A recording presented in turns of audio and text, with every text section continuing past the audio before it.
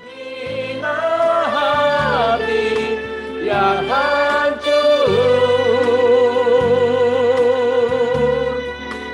ku berterima kasih kepadamu ya Tuhan, pengampunan yang kau beri, pulihkanku. Sekali lagi, mari kita berdiri. Sejauh timur dari barat, kau membuang dosaku.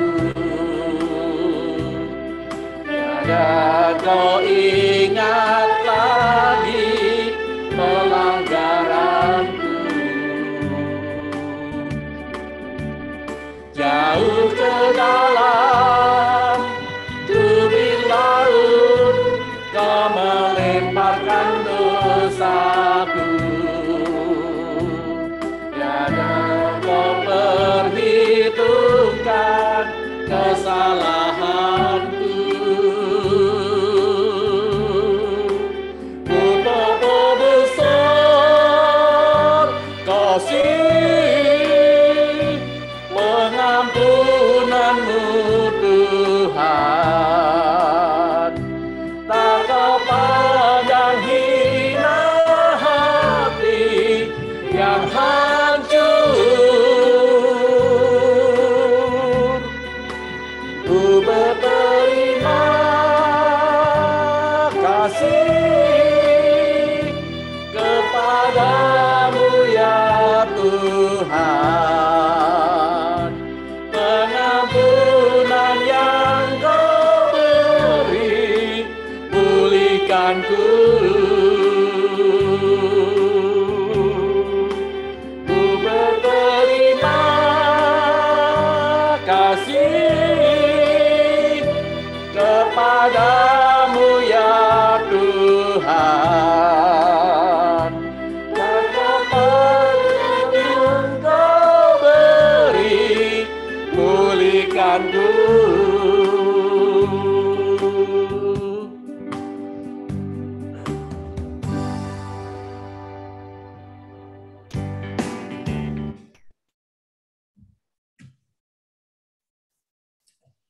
Ibadah di minggu pertama di bulan Mei sekaligus juga bulan misi Sinode GKMI, kita mulai dengan pengakuan bahwa pertolongan kita datangnya daripada Tuhan yang menciptakan langit, bumi, dan segenap isinya, yang di dalam kasih dan kesetiaannya tidak pernah meninggalkan perbuatan buah tangannya. Turunlah atas saudara sekalian anugerah dan sejahtera dari Allah Bapa, Putra, dan Roh Kudus. Amin. Mulia bagi Bapa, bagi Anak serta Roh Kudus, dari permulaannya, sekarang dan akan jadi selama-lamanya. Amin. Pujilah Allah dalam bait-Nya, Mazmur untuk korban syukur.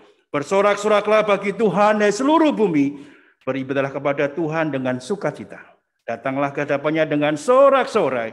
Ketahuilah bahwa Tuhanlah Allah, Dialah yang menjadikan kita dan punya Dialah kita, umatnya dan kawanan domba gembalanya.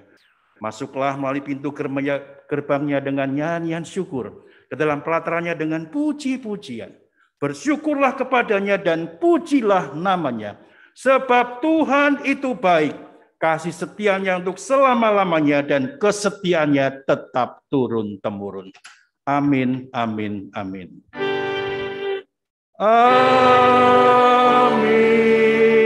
amin, amin.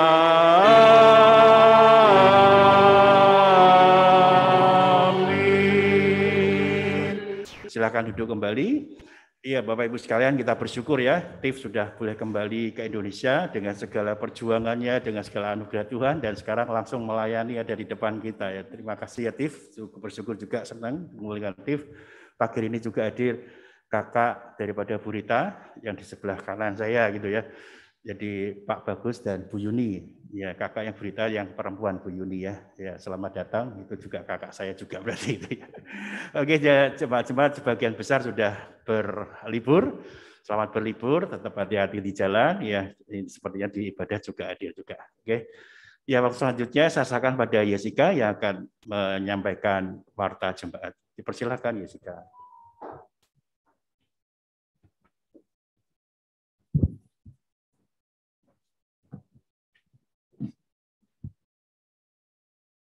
Selamat pagi Bapak Ibu Saudara-saudari sekalian, saya akan membacakan warta jemaat untuk minggu depan. Selamat ulang tahun kepada Bapak Frans Daniel Indarto pada tanggal 4 Mei 2022. Selanjutnya ada Bapak Benyamin Santoso Sokamto dan Saudara Samuel Wijianto pada tanggal 5 Mei 2022.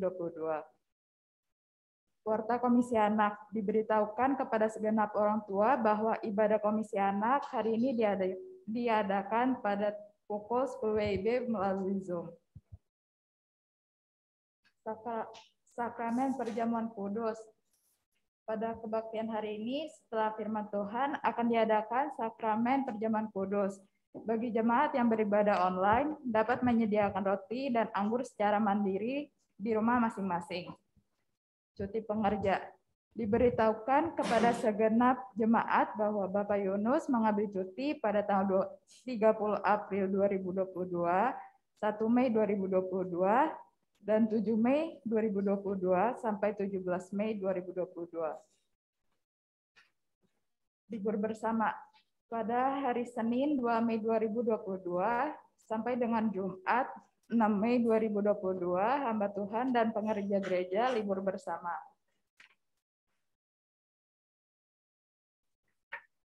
Pengurusan izin tempat ibadah. Diberitahukan kepada segenap jemaat bahwa gereja sedang mengurus surat izin tempat ibadah.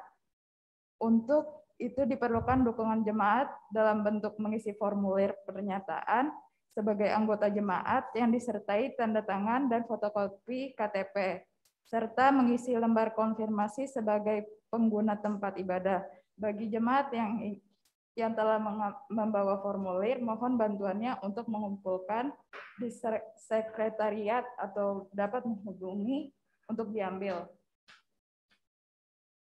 Warta selanjutnya akan melalui video.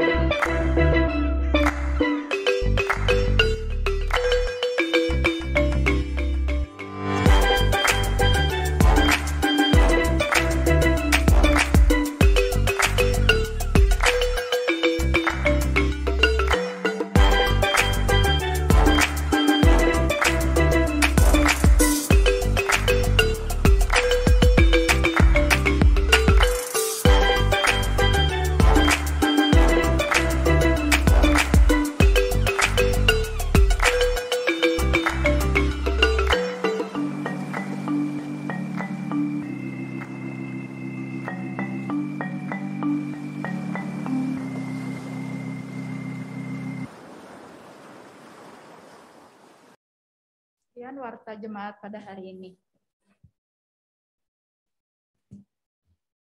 Kita patut bersyukur karena Tuhan telah bangkit bagi kita sehingga kita diselamatkan dan kita telah diampuni dosa kita.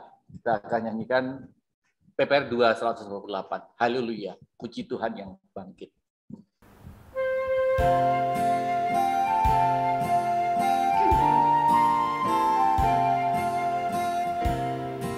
Haleluya, haleluya, puji Tuhan yang bangkit. Haleluya, haleluya, muliakan namanya. Yesus Tuhan atas semua.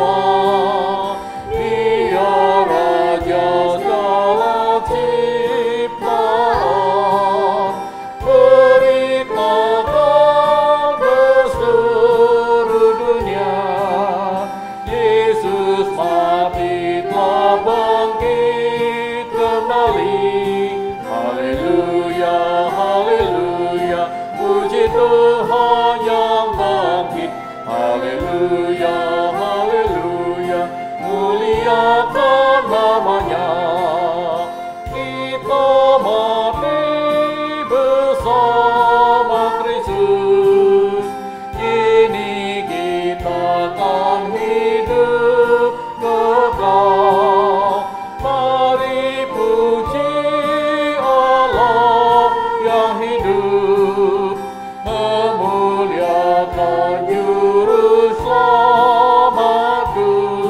Haleluya, haleluya, puji Tuhan yang bangkit. Haleluya, haleluya, muliakan namanya.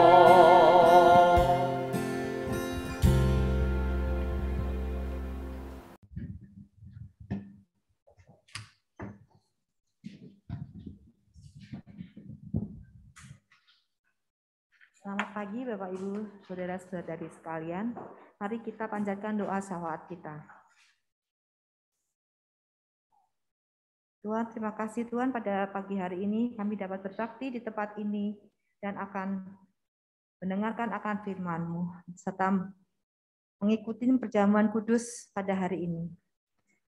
Kiranya Tuhan memberkati kami semuanya di dalam persembahan yang kita akan berikan. Biarlah Tuhan dapat memakai ini persembahan untuk mempelebar kerajaan-Mu saja Tuhan.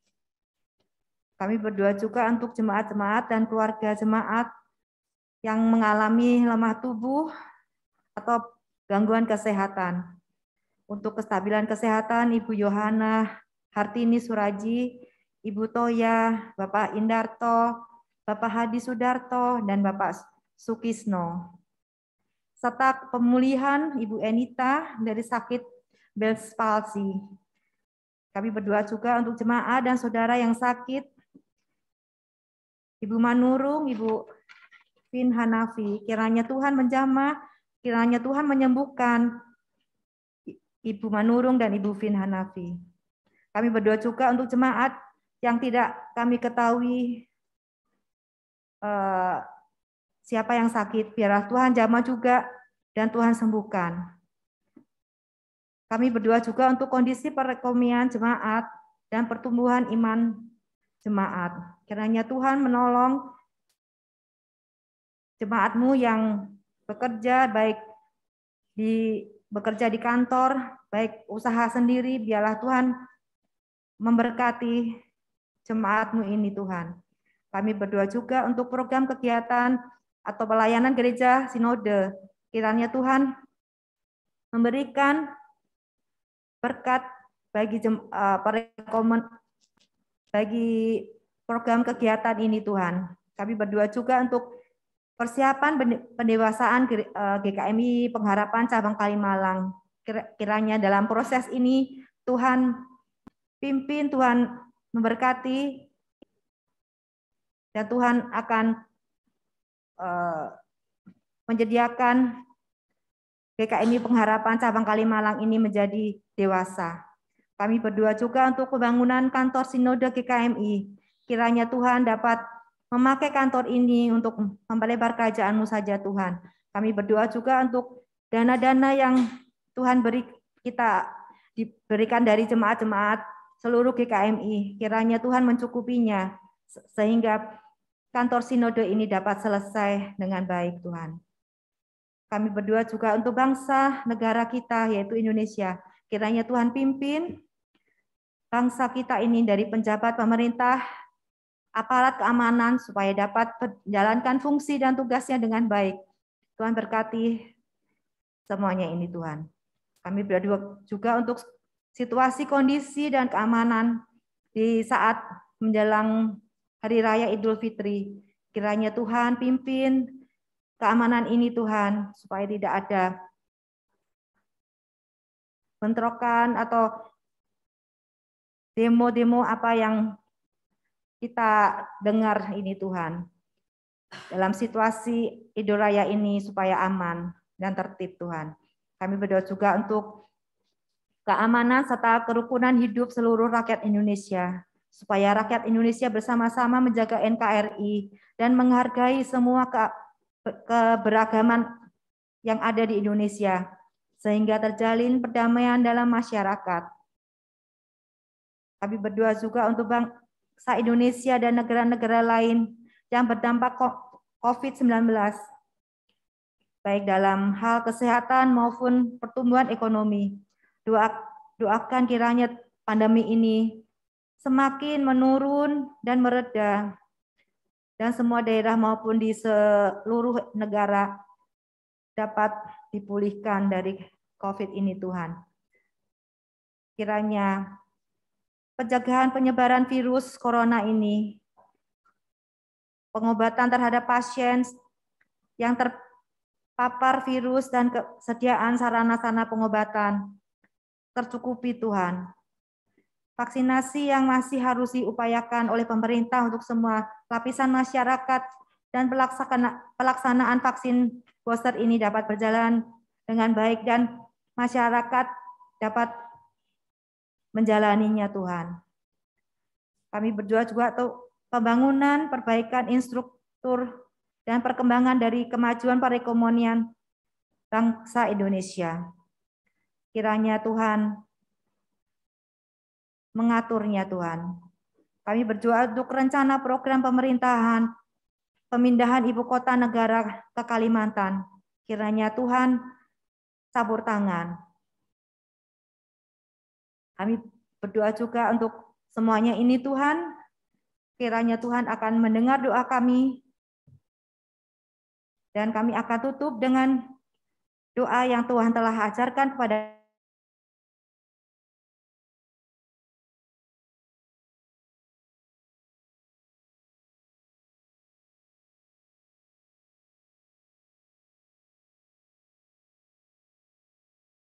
ya.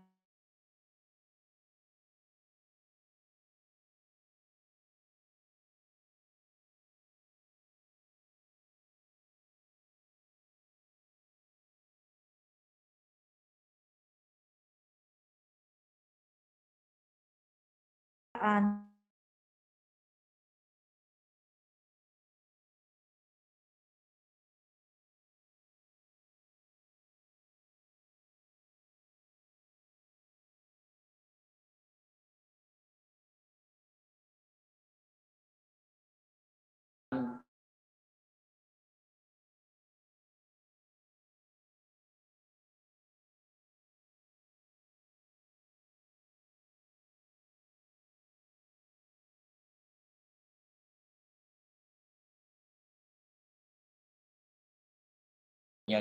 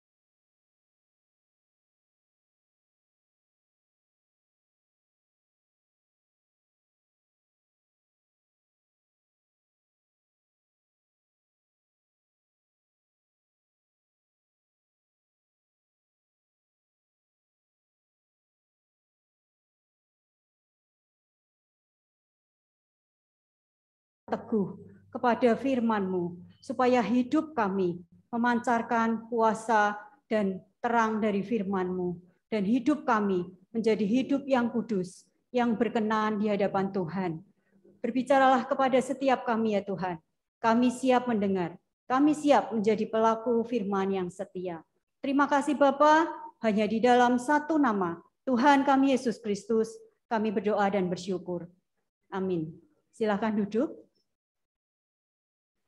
Firman Tuhan pagi hari ini akan dilayani oleh Pendeta FDSS dengan tema Siap Menuai di Ladang Tuhan. Diambil dari Yohanes 4 ayat 31 sampai 41. Demikianlah firman Tuhan. Sementara itu murid-muridnya mengajak dia, katanya, "Rabi, makanlah." Akan tetapi ia berkata kepada mereka, "Padaku ada makanan yang tidak kamu kenal." Maka murid-murid itu berkata seorang kepada yang lain, "Adakah orang yang telah membawa sesuatu kepadanya untuk dimakan?" Kata Yesus kepada mereka, "Makananku ialah melakukan kehendak Dia yang mengutus aku dan menyelesaikan pekerjaannya. Bukankah kamu mengatakan, 4 bulan lagi tibalah musim menuai? Tetapi aku berkata kepadamu, lihatlah sekelilingmu, dan pandanglah ladang-ladang yang sudah menguning dan matang untuk dituai. Sekarang juga penuai telah menerima upahnya, dan ia mengumpulkan buah untuk hidup yang kekal, sehingga penabur dan penuai sama-sama bersukacita. Sebab dalam hal ini benarlah peribahasa, yang seorang menabur dan yang lain menuai. Aku mengutus kamu untuk menuai apa yang tidak kamu usahakan. Orang-orang lain berusaha dan kamu datang memetik hasil usaha mereka. Dan banyak orang Samaria dari kota itu telah menjadi percaya kepadanya karena perkataan perempuan itu yang bersaksi. Ia mengatakan kepadaku segala sesuatu yang telah kuperbuat. Ketika orang-orang Samaria itu sampai kepada Yesus, mereka meminta kepadanya supaya ia tinggal pada mereka, dan ia pun tinggal di situ 2 hari lamanya. Amin. Waktu selanjutnya saya serahkan kepada Pendeta SS.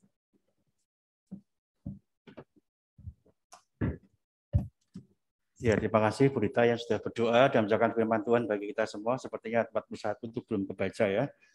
Saya baca, dan lebih banyak lagi orang yang menjadi percaya karena perkataannya.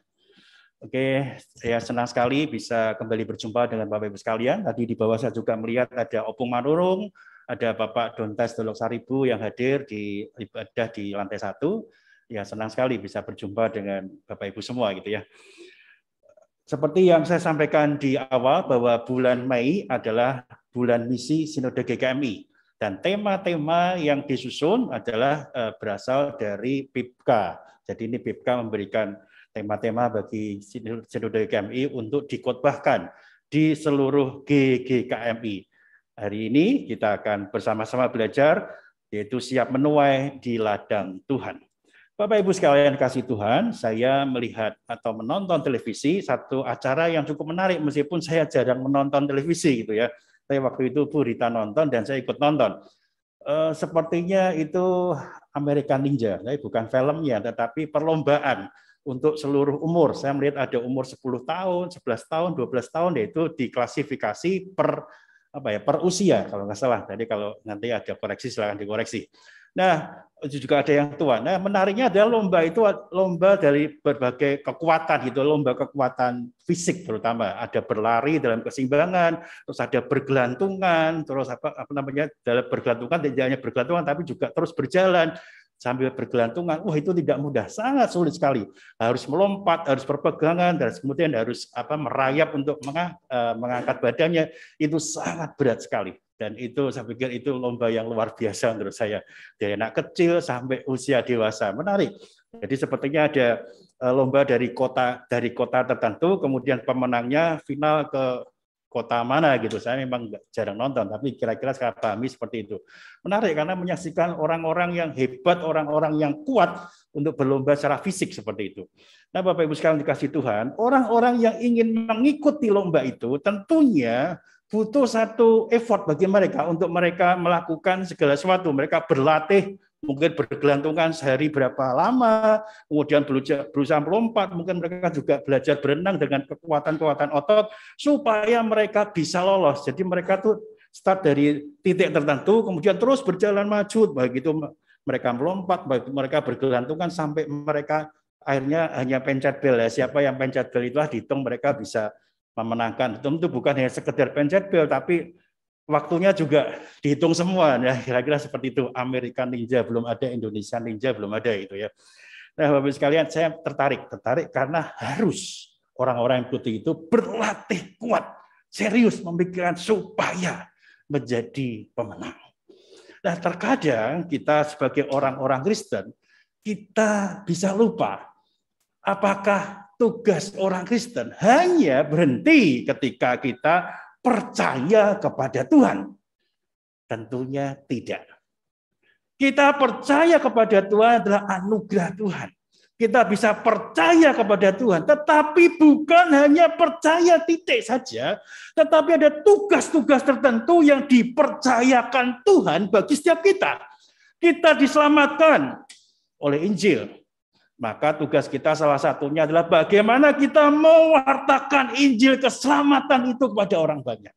Jadi Bapak Ibu sekalian kasih Tuhan, ingatlah bahwa setiap kita yang sudah diselamatkan, yang percaya pada Tuhan, tidak saja berhenti duduk manis begitu saja, tetapi kita bisa mengabarkan Injil keselamatan. Di dalam Yohanes pasal 4 ini menarik ketika bulan misi ini diambil dari Yohanes pasal 4. Itu adalah percakapan dengan perempuan Samaria. Pada waktu yang lalu, Pendeta David Sarju pernah berkhotbah di bagian ini tentang perempuan Samaria. Nah, Bapak sekalian, menarik Bapak sekalian. Apa sih yang diberitakan di sana sesungguhnya dalam Injil Yohanes pasal 4 ayat 1 sampai dengan 42? Katakan bahwasanya pemberitaan kabar sukacita. Pemberitaan kabar sukacita. Ya, inilah yang diberitakan oleh Tuhan Yesus beserta dengan murid-muridnya bahwasanya ada kabar sukacita tentang Injil yang menyelamatkan. Bagi kita yang percaya, oh ya, kita mengerti tentang kabar sukacita itu karena kita sudah mengerti. Tetapi bagaimana kabar sukacita itu juga dibagikan kepada orang lain. Dan itulah tugas pentingnya bagi setiap kita. Firman Tuhan berkata dalam 2 Timotius 4 ayat 2, beritakanlah firman. Dan itu bukan hanya berlaku bagi Rasul Paulus dan juga bagi Timotius, tetapi juga kita semua. Ketika kuliah di STT di Jawa Timur, ada satu hal yang cukup menakutkan bagi para mahasiswa. Mungkin Nicholas juga takut juga tentang hal ini gitu ya. Tapi saya merasakan ada ketakutan besar ketika praktek khotbah. Ini mimbarnya kan kotak kecil gitu ya. Kalau di sana setengah lingkaran, setengah lingkaran cukup besar, warnanya hitam gelap, bentuknya seperti cawan dan setengah gitu, karena nggak sampai belakang. Kalau di dalam tengah nanti kalau lingkaran itu kan seperti mainan gitu ya, tapi di setengah bentuknya seperti cawan, warnanya hitam. Itulah cawan pahit yang harus ditelan. Jadi di tempat khotbah kami ingin mengingatkan bahwasanya ketika berkhotbah, pikiran kita hanya memberitakan firman, bukan yang lain. Berdiri di situ saja, nggak ngomong itu rasanya udah gentar gitu. Apalagi harus berkhotbah di hadapan para rektor, para dekan, terus mahasiswa, para dosen-dosen dan para mahasiswa begitu banyak, semakin gentar. Ada ketakutan, ada kegentaran di sana. Tetapi harus diberitakan. Belum lagi masih dinilai oleh para dosen. Jadi ketika berkhotbah itu dinilai oleh para dosen gitu ya. Saya ya apa adanya dinilai seperti itu, tapi saya tidak bisa melupakan satu penilaian dari dosen yang sangat saya ingat-ingat sampai sekarang. Ketika memberikan penilaian, ya bagaimana sikapnya, bagaimana gerakan tangannya, bagaimana materinya itu dinilai semua. Tapi ada satu dosen mengatakan pada saya, dikasih lembaran kertas, sebelum dia menyampaikan lembaran kertas yang ngomong, bagus khotbahnya karena kamu memberitakan firman. Buat saya itu satu kekuatan luar biasa. Jadi semua bisa dipelajari, bagaimana gerakan tangan, bagaimana arah mata kita memandang, bagaimana kalimat kita, bagaimana kita berkata-kata, tetapi yang penting bagi dosen itu adalah memberitakan firman. Dan itulah yang saya pegang sampai sekarang dan juga mahasiswa-mahasiswa yang ada di STT yang saya ikuti. Kami harus memberitakan firman. Jadi Bapak Ibu sekalian, ketika ada seseorang yang menyampaikan firman, tetapi dia punya ada kepentingan balik di balik itu. Ya, saya tidak bisa menerima hal itu. Dia beritakan firman, tapi di balik itu dia ingin mendapat keuntungan. Itu sangat menggelisahkan saya. Dan saya pikir juga kita semua. Apalagi di mimbar ini. Mimbarnya ada tulisannya X dan P, tetapi adalah itu zero. X-nya itu C, P-nya itu bahasa Yunani-nya R, itu zero. Zero, Kristus. Harusnya mimbar ini yang diberitakan hanya firman, bukan yang lain. Jangan berdebat dengan jemaat. Ingin memegang kebenaran. Saya katakan kebenaran itu bagi kita masih tentatif, masih relatif. Kebenaran itu hanya adalah Yesus adalah Tuhan. Yesus adalah Juru Selamat, itulah kebenaran. Ketika ingin kita berdebat, kita pakai mimbar ini untuk menunjukkan kebenaran kita sendiri.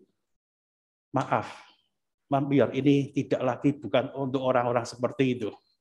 Kita berikan mimbar ini untuk orang-orang yang mau dan konsen untuk memberitakan firman, bukan yang lain. Apalagi untuk memberitakan kebenaran diri sendiri. Sekali lagi saya ingatkan, mimbar ini hanya untuk memberitakan firman Tuhan. Beritakanlah firman, kabar sukacita itu. Bukan untuk berdebat dengan majelis, bukan berdebat dengan jemaat yang menimbulkan keributan, tetapi beritakan firman. Itu saja, tidak ada yang lain. Nah, Bapak Ibu sekalian, kembali kepada Injil Yohanes. Kabar sukacita apa yang Sampaikan di dalam Injil Yohanes pasal 4 ini ayat 1 sampai dengan 42. Saya melewati batas yang dibaca. Yang pertama adalah dikabarkan kepada umat berdosa. Di situ disebutkan ada perempuan Samaria. Saya tidak masuk lebih dalam lagi karena sudah dikotbahkan oleh Pak David, tapi sedikit saja mengambil. Perempuan Samaria disebutkan Samaria karena bagi orang Yahudi, bagi orang Israel, orang Samaria ini disebut orang-orang yang berdosa, bukan orang Israel lagi, bukan orang Yahudi lagi.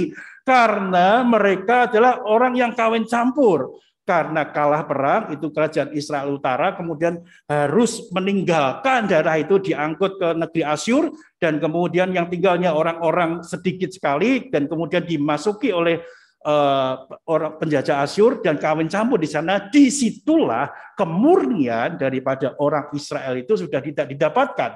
Maka orang Israel atau orang Yahudi itu sendiri memandang bahwasanya orang Samaria adalah orang-orang yang bukan orang pilihan, orang-orang yang jauh daripada Tuhan, karena mereka juga tidak beribadah kepada Tuhan. Mereka menyembah allah-allah yang lain. Sebelum mereka dikalahkan pun mereka punya penyembah sendiri di Betel. Mereka punya menyembah pada allah-allah yang lain, dan terlebih lagi ketika mereka dikalahkan langsung mereka juga menyembah dewa-dewa yang daripada Asyur. Itulah sebabnya orang Samaria disebutkan bukan orang Israel. Kenapa sih? Padahal mereka tinggal di daerah Israel, tetapi mereka disebutkan secara khusus orang Samaria. Jadi orang Samaria disebut orang-orang yang berdosa. Perempuan Samaria itu mewakili orang-orang yang berdosa. Perempuan Samaria itu. Nah, disitulah kabar sukacita itu harus diberitakan kepada orang-orang seperti itu. Bapak Ibu sekalian dikasih Tuhan, ketika kita nyaman dengan gereja kita di tempat ini, GKMI Pengharapan di Kelapa Gading, 33 tahun usia kita. Apakah kita cukup, kita menikmati seperti ini saja? Mungkin kalau Tuhan perkenankan lagi, kita akan melebar lagi. Karena kalau jemaat datang semua, kemarin saya lihat sudah nggak cukup nih ruangan ini. Kita akan melebar ke kanan atau ke kiri, supaya lebih lebar lagi, dan semakin kita nyaman. Apakah berhenti sampai di situ saja? Tentunya tidak, bukan. Tugas kita adalah memberitakan kabar sukacita kepada orang-orang berdosa. Di mana kita bisa memberitakan kabar sukacita itu? Bapak Ibu sekalian, banyak sekali kalau kita melihat bahwasanya ketika kita merasa saya orang yang dipilih Tuhan, berarti tugas kita begitu luasnya. Masih banyak orang-orang yang butuh Kristus. Maukah kita memberitakan kabar sukacita seperti yang dilakukan oleh Tuhan Yesus? Siang-siang dia pergi dan dia menemui perempuan Samaria itu, memberitakan kabar sukacita. Ada juru selamat, ada air hidup itu yang tidak pernah haus lagi ketika dia minum. Wah, sesuatu yang luar biasa. Keinginan kita tidak pernah habis. Apapun yang kita inginkan, kalau belum tercapai, kita terus mengejarnya. Ketika kita sudah sampai titik, kita sudah mendapatkan itu, kita tidak pernah puas, bukan? Itulah keinginan manusia. Itulah keinginan duniawi yang tidak pernah puas. Tetapi ketika kita mengenal Kristus, air hidup itu memuaskan kita. Inilah satu penantian kita sungguhnya. Ada yang mengatakan bahwasanya di dalam diri manusia itu ada satu tempat ruang yang kosong. Diisi apapun itu nggak bisa. Nggak ada kepuasan di sana.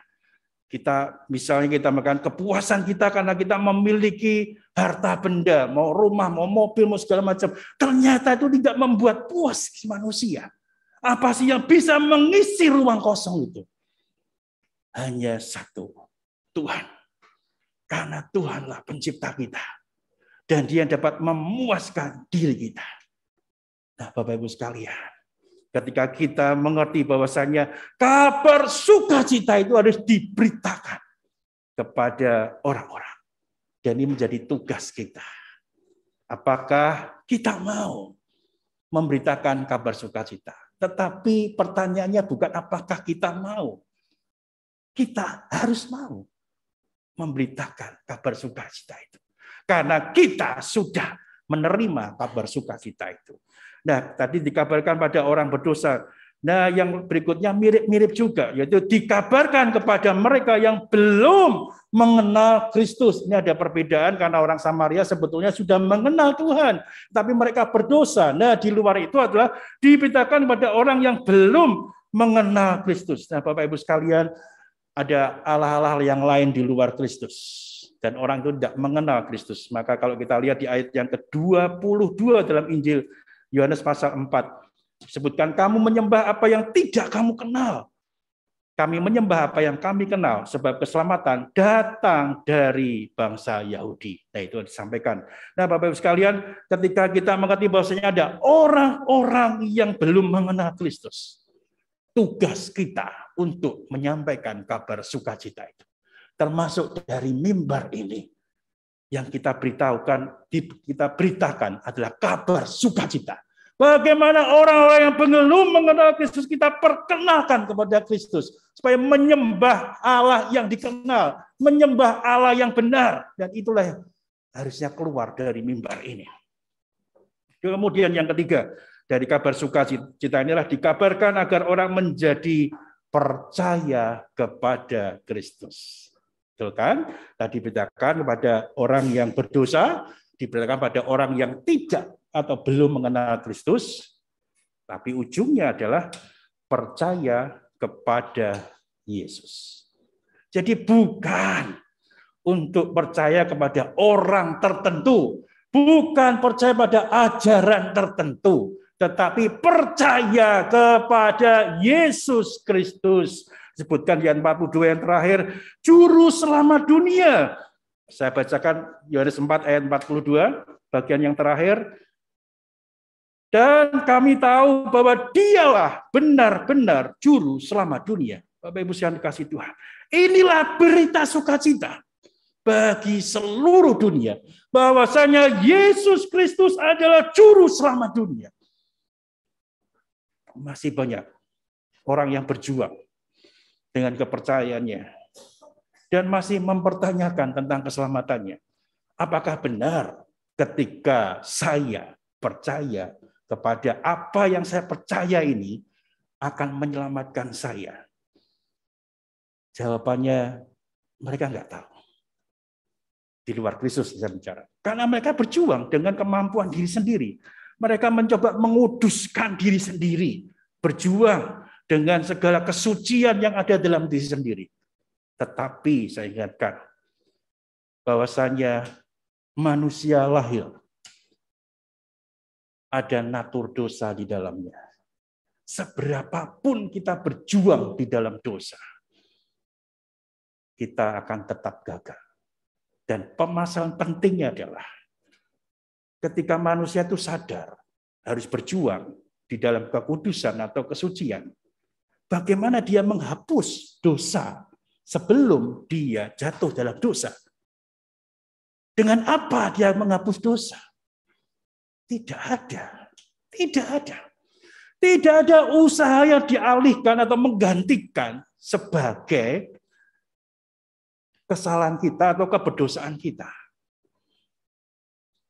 Paskah kebangkitan Tuhan adalah kemenangan kita. Tetapi didahului oleh kematian Tuhan. Kematian Tuhan Yesus itulah yang menghapus dosa dunia. Dosa seluruh umat di dunia. Dan itulah Yesus. Tidak ada lagi dosa di dalam diri kita ketika Kristus menyelamatkan kita. Usaha apapun yang kita perjuangkan akan sia-sia belaka. Tetapi di dalam Kristus kita dimenangkan di dalam penebusan dosa. Mengapa orang perlu percaya pada Kristus? Karena Kristus adalah juru selamat dunia. Dan kita mengerti ada kehidupan kekal setelah kematian. Hidup kita bukan hanya seumur kita hidup di dunia jasmani, tapi kita punya roh Kita mau pakai yang versi 2 atau versi 3. Versi 2 itu maksudnya versi 3 itu tubuh, jiwa, dan roh. Atau versi 2 saja, tubuh, kemudian jiwa dan roh jadi satu. Artinya, apapun pilihan kita menyadari ada roh yang tinggal di dalam diri kita. Dan roh itu tidak pernah mati. Tidak pernah mati. Dan kita bertanggung jawab. Apapun yang kita lakukan, roh kita yang hidup itu, yang akan hidup di dalam kekekalan. Hidup dalam kekekalan seperti apa yang kita pilih.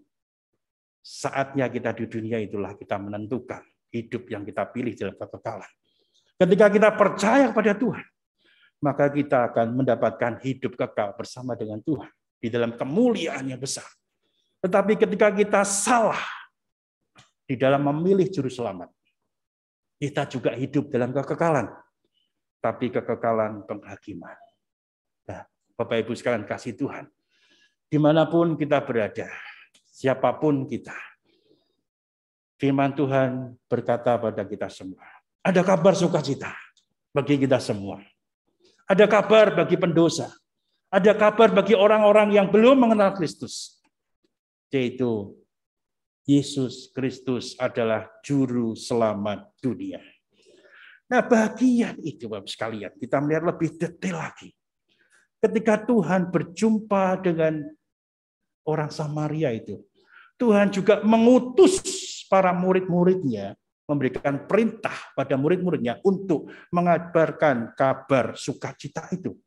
Nanti lihat ayat yang Ibu Rita baca 31 sampai 41, tepatnya 31 sampai 38. Itu Tuhan mengutus murid-muridnya. Kita bisa lihat ayat ke-35.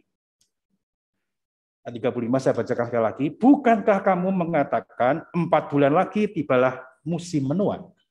Tetapi aku berkata kepadamu, lihatlah sekelilingmu dan pandanglah ladang-ladang yang sudah menguning dan matang untuk dituai.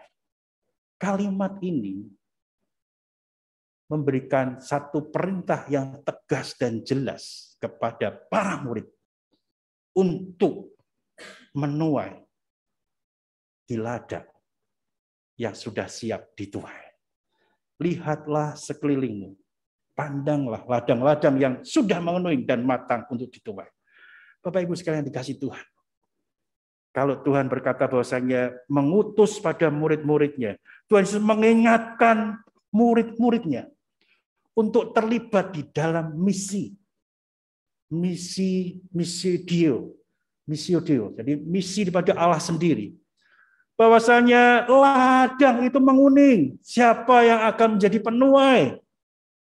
Dan Tuhan memerintahkan pada para murid itu untuk pergi dan menuai. Lihatlah sekelilingmu, lihatlah sekelilingmu. Hari Rabu 2 minggu yang lalu kami berjumpa dengan para hamba-hamba Tuhan di Bogor. Kemudian kami sharing-sharing gitu, kami sharing-sharing. Apa sih yang dialami oleh para hamba Tuhan? Boleh sharing apapun juga.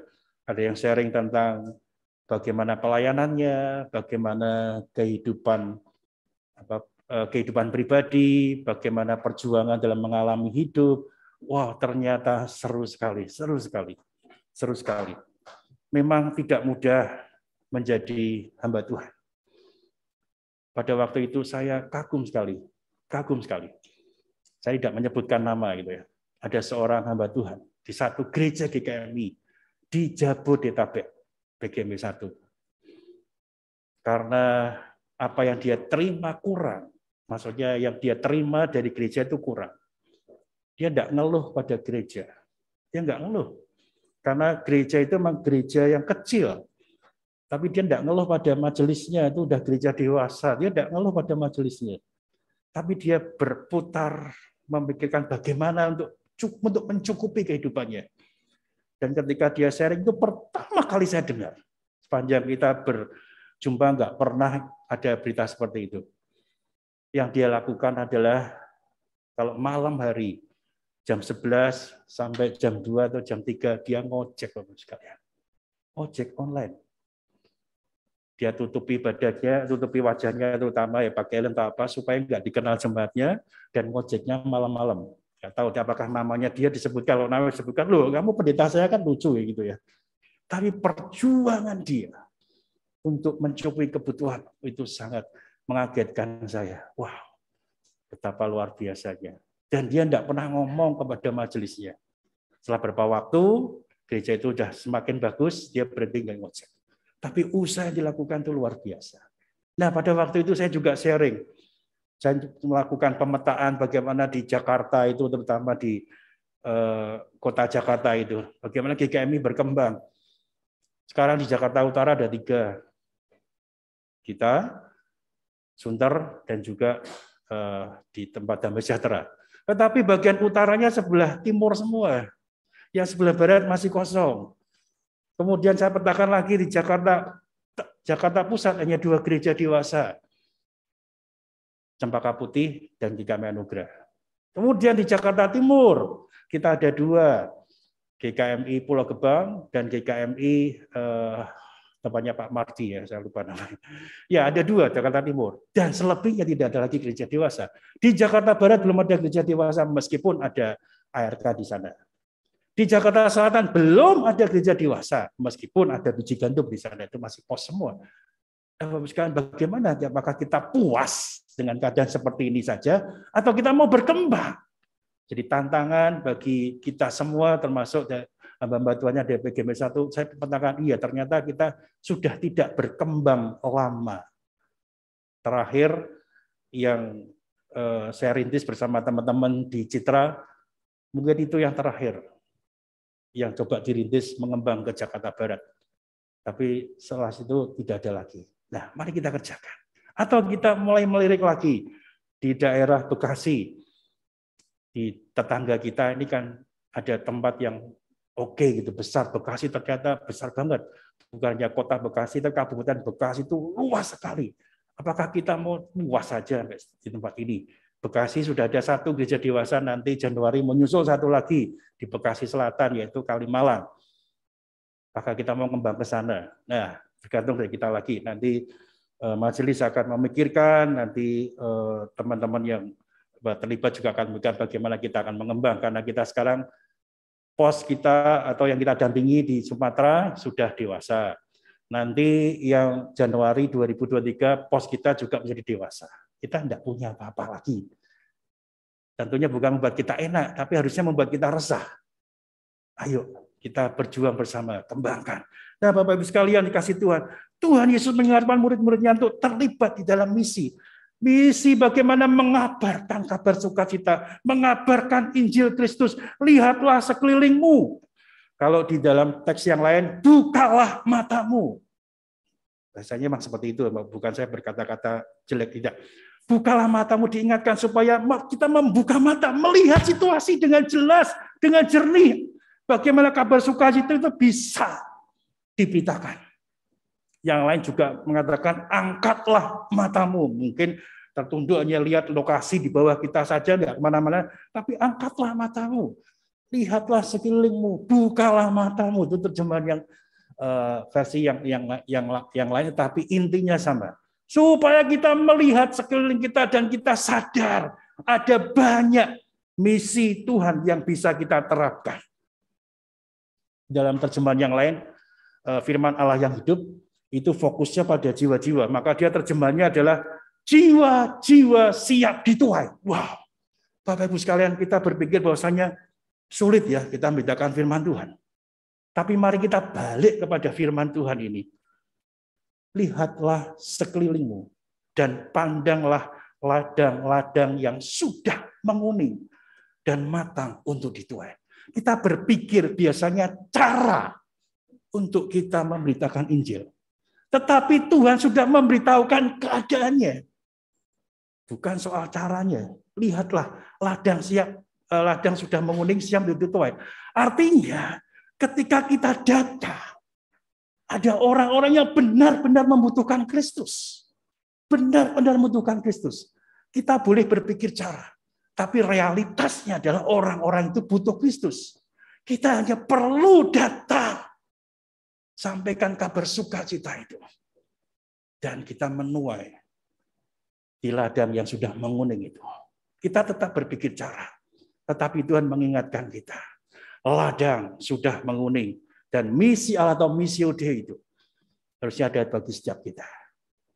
Kemudian berikutnya, murid-murid diutus untuk menjadi penuai. Ini jelas lagi kalau tadi diutus untuk terlibat dalam misi, murid-murid diutus untuk menjadi penuai. Nah, menjadi orang Kristen bukan hanya kita duduk diam, kemudian kita lipat tangan seperti ini, kita santai baca Alkitab tiap hari. Oh, itu bagus, itu untuk pertumbuhan kita.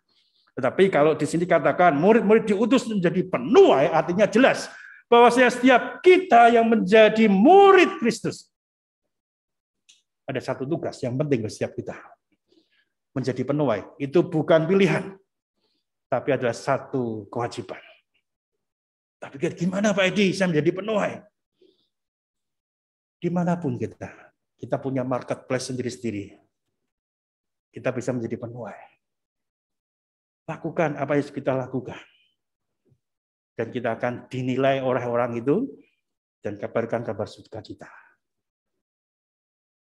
Kemarin ketika berlatih, selesai latihan, kemarin ada latihan ibadah seperti biasa hari Sabtu. Kemudian dalam perjalanan pulang, saya lihat status WA dari Senja. Ada ibu teman saya yang butuh darah gitu ya. Saya lihat statusnya. Kemudian di mana orang itu? Oke, saya hubungi dan langsung saya datang. Saya nggak perlu sampaikan saya itu seorang pendeta, nggak perlu. Nggak perlu. Tetapi apabila dia bertanya, ya saya akan sampaikan. Berikan golongan darah itu, dan saya waktu pergi ke daerah Jakarta Timur, dekat kantor PK, di situ ada PMI, ternyata saya baru tahu juga. Langsung saya ke sana dan saya sumbang darah. Nah, ketika berjumpa, disitulah mengerti kondisi manusia. Ibunya sakit, HB-nya rendah, butuh transfusi darah. Dan ketika saya datang, orangnya sedih sekali gitu ya. Dia cerita ibunya sakit bla bla bla, dan ketika itu dikabarkan kepada suaminya, ini anaknya, saya bicara dengan anaknya ya, suaminya nyusul karena panik, kecelakaan juga. Nah, Bapak sekalian, ya saya datang, saya pikir di saat yang tepat. Saya tahu dia sepertinya bukan orang Kristen, sepertinya dari apa yang dia pakai, saya langsung mengerti dia bukan orang Kristen. Jadi saya nanti kalau mendoakan maksa juga, tetapi saya hanya berkata, kami doakan yang terbaik buat ibu kamu dan juga untuk ayah kamu. Kemudian malam saya chat WA lagi, karena masih kurang satu gitu. Masih kurang enggak?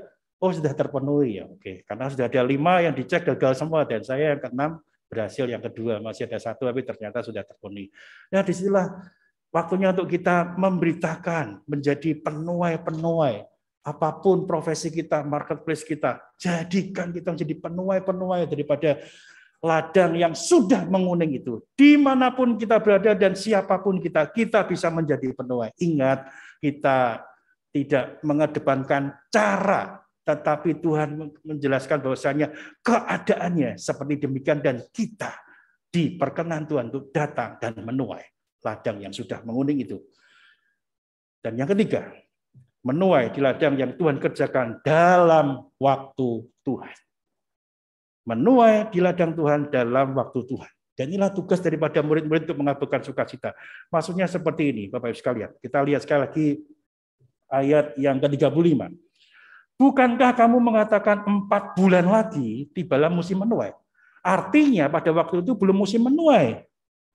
Tetapi kenapa harus menuai? Tuhan perintahkan kamu harus pergi, lihat ladang sekelilingmu. Kamu nggak perlu tunggu lagi 4 bulan lagi. Cukup membingungkan.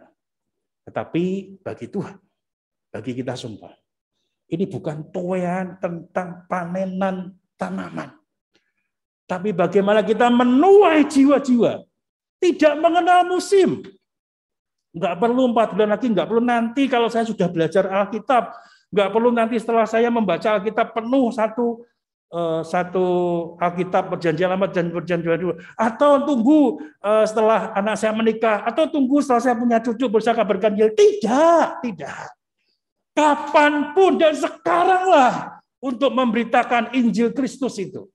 Bukan 4 bulan lagi. Jadi bagaimana kita bisa mengabarkan Injil Kristus? Ingat, menuai itu tidak mengenal musim. Ingat, tidak boleh ditunda-tunda. Tidak mengenal musim, tidak boleh ditunda-tunda. Sekaranglah saatnya untuk menuai. Ketika kita tidak menuai sekarang, kita terlambat. Barangkali bisa dituai oleh orang lain. Barangkali dituai oleh yang lain. Dan menjadi kegelisahan bagi kita semua.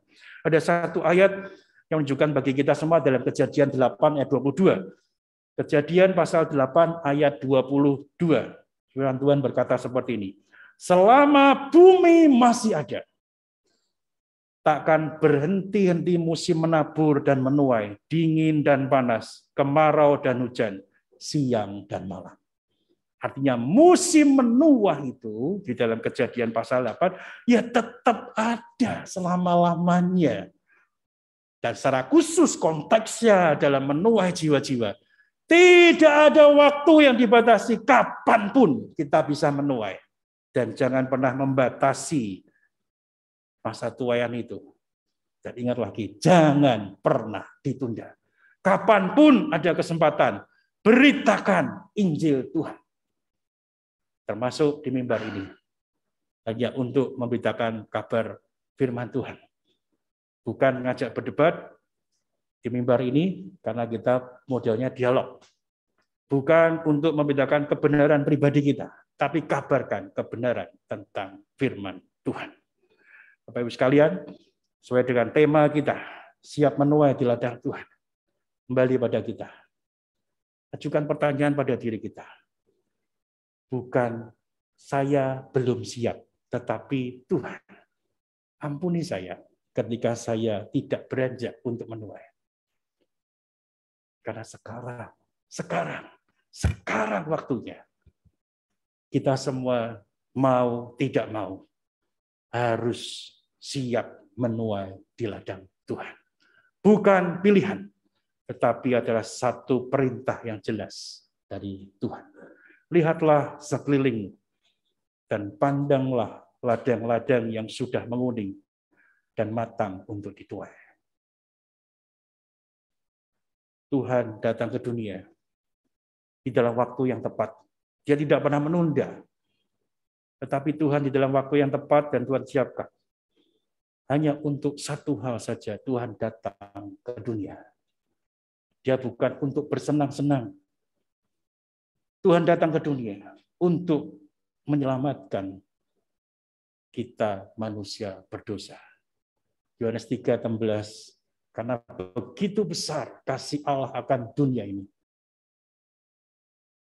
Ya Bapak Ibu, apa sekali? Untuk apa Bapak sekalian? Untuk menyelamatkan kita semua. Kasih Allah yang besar itulah yang mendorong Tuhan datang ke dunia untuk menyelamatkan kita yang percaya kepadanya. Mengingat akan kasih Tuhan itu. Kita juga diingatkan bagaimana kita terus harus menyatu bersama dengan Tuhan. Ketika kita terus diingatkan ada Tuhan yang menyatu di dalam diri kita. Mulai perjamuan kudus yang akan sebentar kita jalani, kita diingatkan ada tugas. Ladang siap dituai.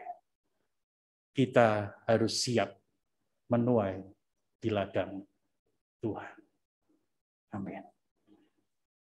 Mari kita berdoa sebelum kita melakukan perjamuan kudus ini.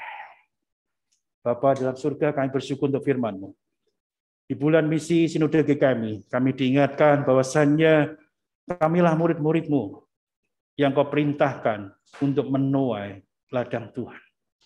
Dan seluruh pemberitaan firman-Mu hanyalah berisi tentang bersukacita, tentang kabar Injil keselamatan yang daripada Tuhan.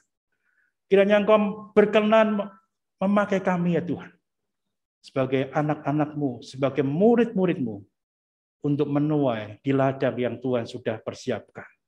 Beri kami hikmat, beri kami pimpinan, agar kami terus mengembangkan, mewartakan Injil sukacita, Injil keselamatan itu kepada orang-orang berdosa, kepada orang-orang yang belum mengenal Kristus, bahwa Engkaulah juru selamat yang memberikan kehidupan kekal bagi setiap kami. Berkati setiap kami ya Tuhan. Dan berkati juga untuk perjamuan kudus yang akan kami ikuti pada saat ini. Amin. Bapak Ibu yang belum mengambil roti dan anggur, bisa angkat tangan, pelayan akan melayani. Bisa kasih tanda, semua sudah dapat ya. Yang di bawah saya tidak bisa kontrol, saya nggak bisa lihat, tetapi bisa ambil di depan Bapak Ibu sekalian itu ada anggur dan juga roti.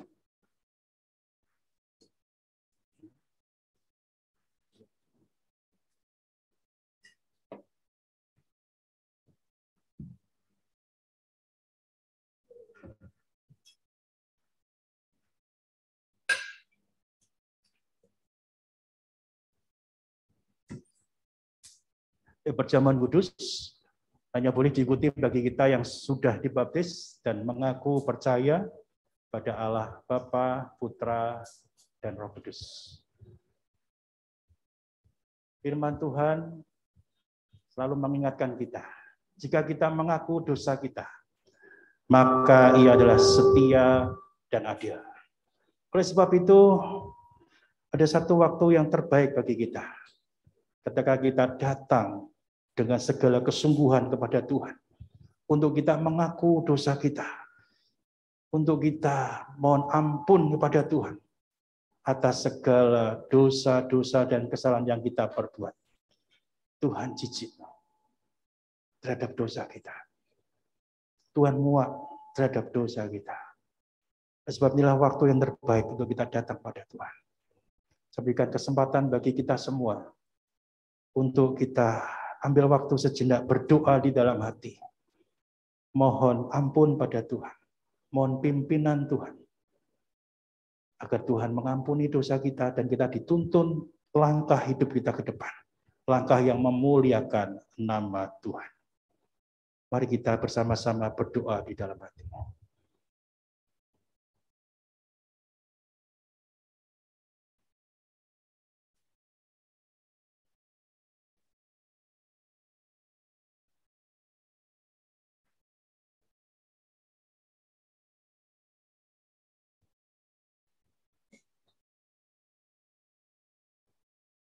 Tuhan, kami bersyukur ya Tuhan. Kami boleh datang ke hadirat-Mu. Kami sungguhnya tidak layak. Karena Engkau Maha Kudus. Sedangkan kami adalah orang-orang berdosa. Tapi bersyukur di pagi hari ini. Tuhan berkenan untuk menemui kami. Untuk menjumpai kami di dalam kasih setia-Mu. Dan setiap doa yang sudah kami panjatkan kepada Engkau. Engkau berkenan mengampuni kesalahan kami ya Tuhan. Dan Engkau berkenan untuk menuntun langkah hidup kami. Agar hidup kami adalah hidup tentang Tuhan. Hidup yang memuliakan nama Tuhan. Berkati setiap kami, agar kami benar-benar layak mengikuti perjamuan kudus ini atas anugerah dari Tuhan Yesus Kristus. Di dalam nama-Mu Yesus Kristus, kami berdoa. Amin. Bapak Ibu sekalian yang mengikuti perjamuan kudus ini, kalau Bapak Ibu rotinya ada tulisannya, silahkan dilihat sebentar. Tidak ada yang kebetulan di dunia ini, dan Tuhan ingin berbicara dan menyapa kita dalam ayat yang secara khusus diberikan bagi setiap kita.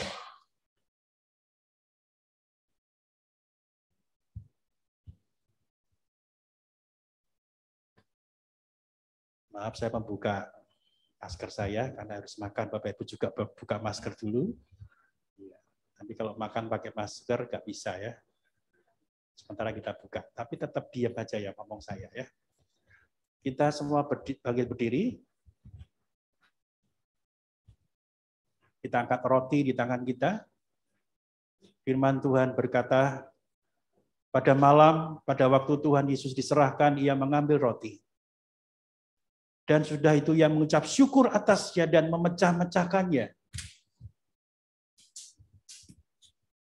Serta berkata, inilah tubuhku yang diserahkan bagi kamu. Perbuatlah ini menjadi peringatan akan aku. Mari kita makan roti ini dan mengingat akan kasih Tuhan, tubuh Tuhan yang tergantung di kayu salib, yang berdarah-darah untuk menebus dosa kita. Mari kita makan.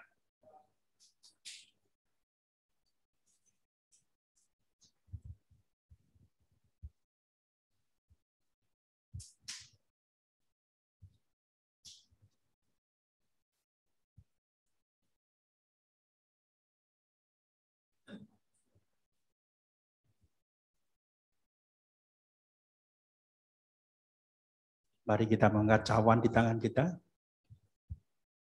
Demikian juga ia mengambil cawan sudah makan. Lalu berkata, cawan ini adalah cawan perjanjian baru yang dimeteraikan oleh darahku. Perbuatlah ini setiap kali kamu meminumnya menjadi peringatan akan aku. Mari kita minum cawan ini dan mengingat akan darah Tuhan Yesus. Darah anak domba Allah yang tercurah bagi setiap kita, yang menguduskan kita dan menyucikan kita. Mari kita minum cawan ini.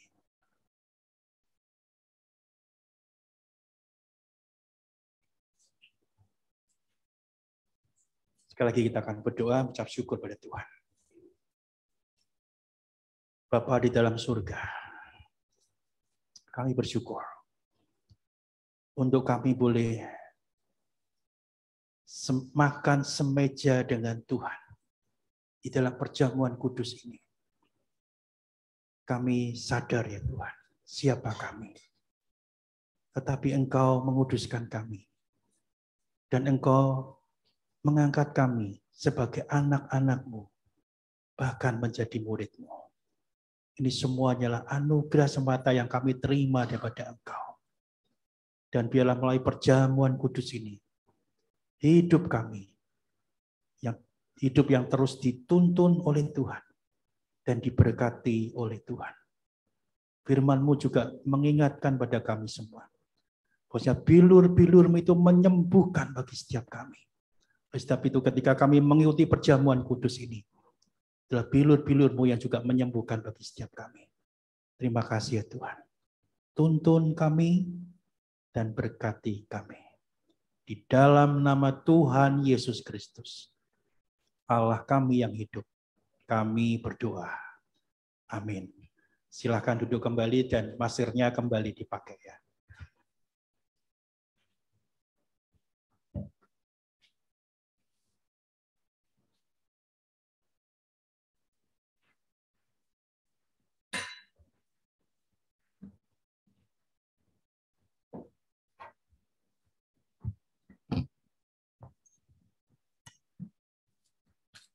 Kita sungguh bersyukur atas pengorbanannya, dan kita juga diingatkan melalui perjamuan kudus ini, dan kita juga sekarang mempunyai pengharapan, dan kiranya pengharapan itu tidak hanya buat kita, tapi kita bisa salurkan pada orang-orang lain melalui diri kita, melalui keberadaan kita, dan dimanapun kita berada. Pengharapanku.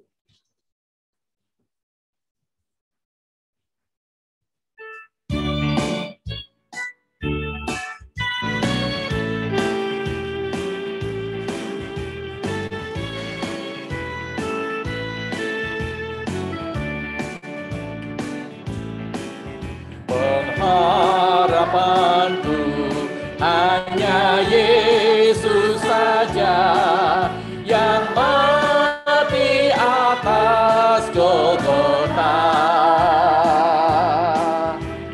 Dia gembala jiwaku yang sungguh, Yesus dia harapanku. Yesus harapan jiwaku, Yesus menebus dosaku. Dia pohon selamat dan kemenanganku, Yesus dia harapanku. Dia membelaku dalam pencobaan,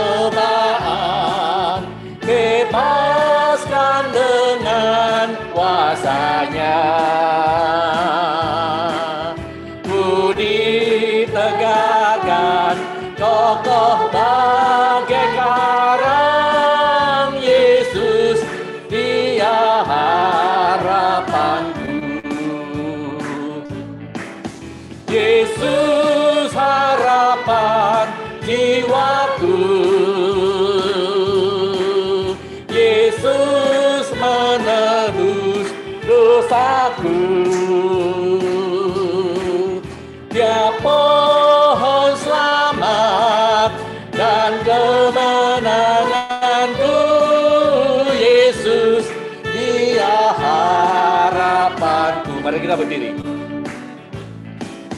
Dia menyediakan bagiku di surga tempat yang indah dan senang.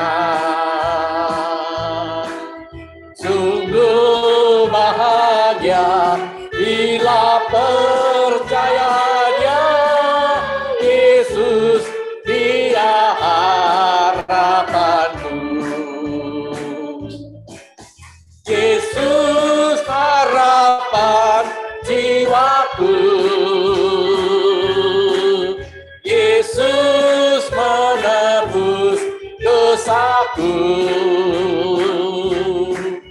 Dia pohon selamat dan kemenanganku, Yesus Dia harapanku.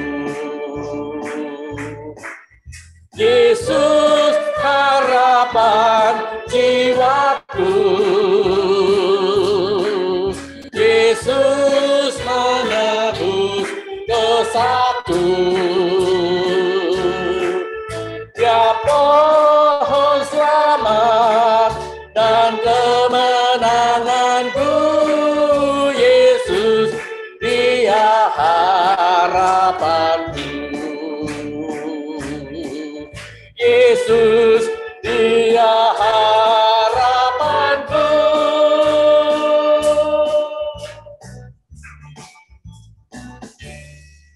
Ya, Yesus Dialah harapanku. Sebagai jemaat Kristen yang ingin meladani Kristus, mari kita bersama-sama mengikrarkan komitmen kemuridan. Kami bersaksi bahwa tidak seorang pun dapat sungguh-sungguh mengenal Kristus kecuali ia yang mengikutinya setiap hari dalam kehidupan. Dan sebagai bagian dari gereja yang am, marilah bersama-sama dengan gereja-gereja di sepanjang segala abad dan tempat kita mengikrarkan pengakuan iman rasuli.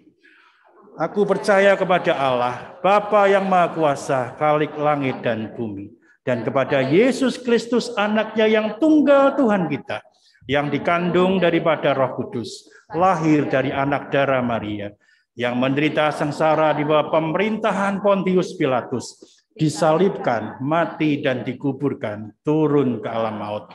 Pada hari yang ketiga, bangkit pula dari antara orang mati, naik ke surga, duduk di sebelah kanan Allah, Bapa yang Maha Kuasa. Dan dari sana ia akan datang kembali untuk menghakimi orang yang hidup dan yang mati.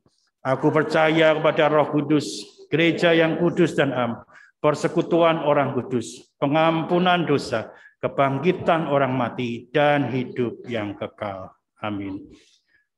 Jemaat yang dikasihi dan mengasihi Tuhan, arahkanlah hatimu pada Tuhan dan terimalah berkat yang datangnya daripada Tuhan. Tuhan memberkati engkau dan melindungi engkau. Tuhan menyinari engkau dengan wajah-Nya dan memberi engkau kasih karunia. Tuhan menghadapkan wajah-Nya kepadamu dan memberi engkau damai sejahtera. Amin.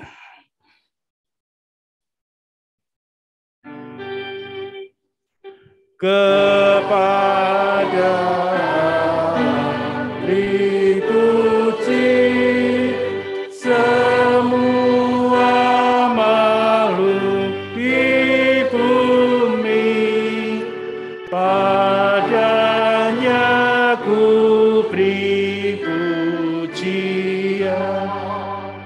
Bapa, Anak, dan Roh Suci.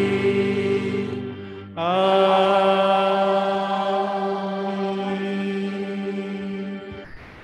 Silakan.